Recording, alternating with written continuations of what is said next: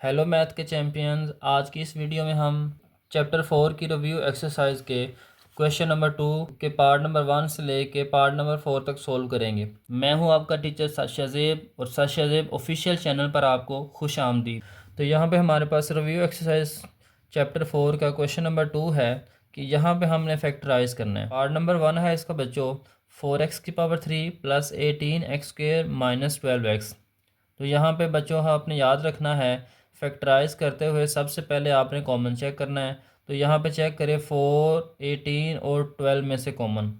तो बच्चों 2 के टेबल में 4 भी आता है, 2 के टेबल 18 भी आता है और 2 के टेबल में 12 भी आता है। तो सबसे पहले यहाँ पे हमारे पास जो कोएफिशिएंट में कॉमन आएगा वो 2 आ जाएगा।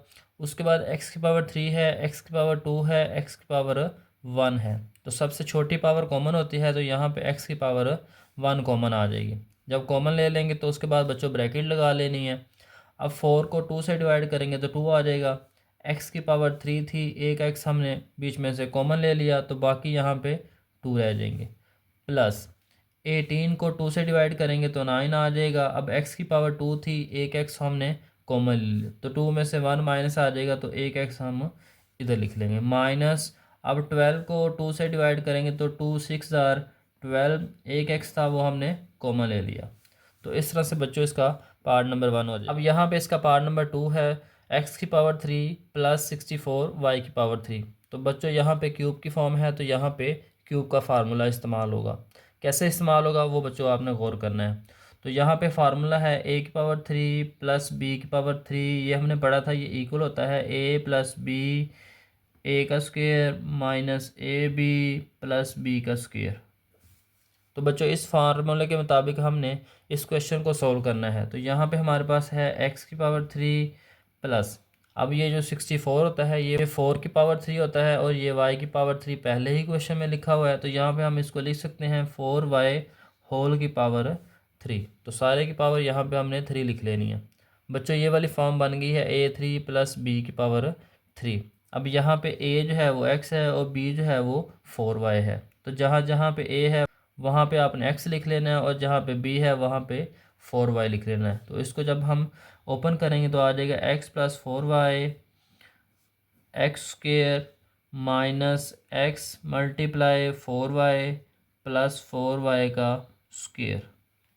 तो इसको मज़ीद सिंपलीफाई करेंगे तो आ जाएगा x + 4y x² - 4xy + 4 का स्क्वायर लेंगे तो 16 आ जाएगा और साथ में y² आ जाएगा। तो इस तरह से इसको हम फैक्टराइज कर लेंगे। अब इसका पार्ट नंबर 3 है x⁻3 y⁻3 - 8।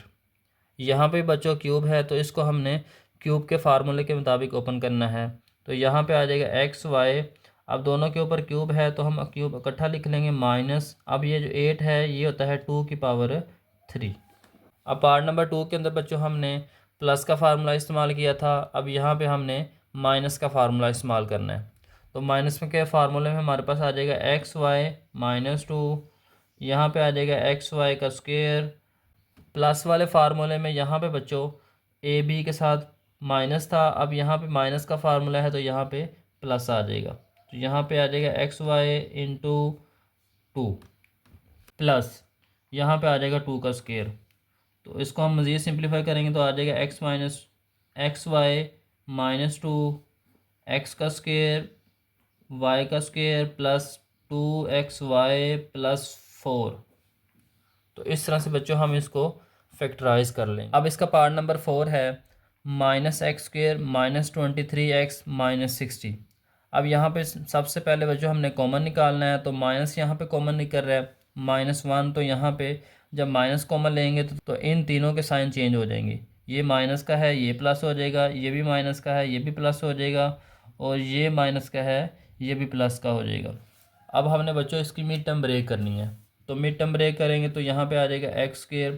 अब 23 को बच्चों हमने ब्रेक करना है, तो 23 को हम लिख सकते हैं 20x + 3x + 60। अब यहाँ पे बच्चों गौर करें तो 20 के अंदर 3 प्लस करें तो 23 आता है, 20 और 3 को मल्टीप्लाई करें तो 60 आ जाता है। अब यहाँ पे बच्चों हमने कॉमन लेना है, तो इन दोनों में से x कॉमन आ जाएगा, तो यहाँ पे आ जाएगा x + 20।